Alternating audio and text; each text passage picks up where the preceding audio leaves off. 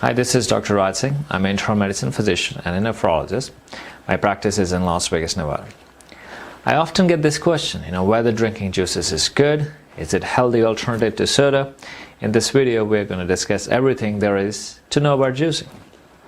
Now, juicing has become increasingly popular and is promoted as a healthy alternative to soda and other sugary drinks. Now, when referring to juicing, I'm primarily referring to fruit juices and not vegetable juices.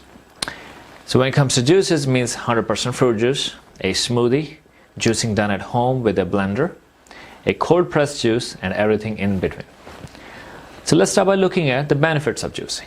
So juices are easy to digest for some individuals, especially after chemotherapy. They are a convenient drink on the go for our busy lifestyles. They do have high concentration of nutrients and certain vitamins and may help gain weight in someone who's actually malnourished. So those are some of the good things about juices. What are some of the bad things about juices? One, it can cause fatty liver, which we see more and more, increased risk of diabetes, weight gain, so obesity, increased risk of colon cancer by reduction in fiber intake because you're eliminating all that fiber and pulp, and more importantly, I think the false sense of living a healthy lifestyle when you're not. So eating fruits is generally considered healthy, but drinking fruit juice and smoothies is not. So why is that? So let's take a look at the example of an orange juice. A typical glass of orange juice, about 4 oranges. So if I were to eat those 4 oranges, I'm going to peel it, eat one slice at a time, probably take 10-15 minutes.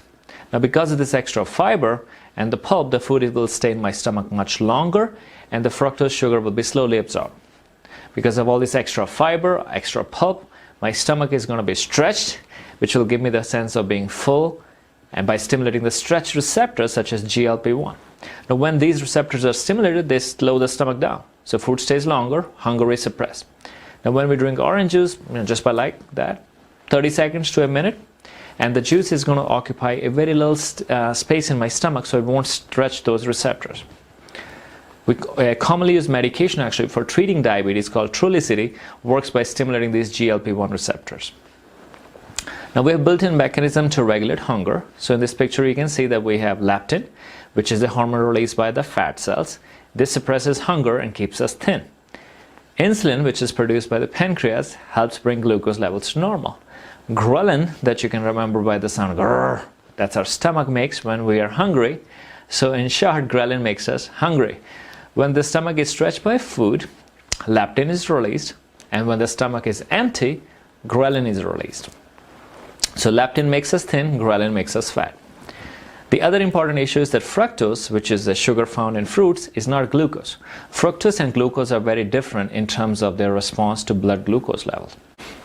So let's talk a little bit about glucose and fructose for the next few minutes. So fructose and glucose, have the same number of calories. As you can see in this picture, glucose is what we get in table sugar, regular sugar. Table sugar is a blend of 50% glucose and 50% fructose. Glucose is the primary source of energy for the cells. It's directly used by the cells. But since glucose is quickly reabsorbed by the intestine, quickly used, glucose rarely converts into fat because it's so quickly being used. Any leftover glucose is converted by the liver to glycogen, which then gets stored in the muscle, some in the liver as well, for future energy production. Now, consumption of glucose also will cause it to release insulin and leptin, which lets the body know that we are full, sugar levels drop, hunger subsided, insulin level finally goes down. What about fructose? So fructose is what we get fruits, honey, or juices, for example this video. The problem with fructose is that it cannot be used by the cells for energy directly. The fructose has to be broken down by the liver first, converted into glucose, and only then the cells can use it. Now because it's not readily available source of fuel, all of this fructose gets converted into a type of fat which we call as triglycerides. This fat then gets deposited in the liver, which causes liver enlargement, also referred to as fatty liver, or NASH, or non-alcoholic steatotic hepatitis. A big word, I know. In addition, fructose metabolism produces uric acid, which can cause gout, and uric acid also raises blood pressure. Now, since fructose does not stimulate insulin release, blood sugar remains elevated for longer. And since no leptin is released by the fat cells, we also stay hungry for much longer. Now, what about this thing called detox? How often I hear this? I'm doing juicing for detox. Again, grrr, you know?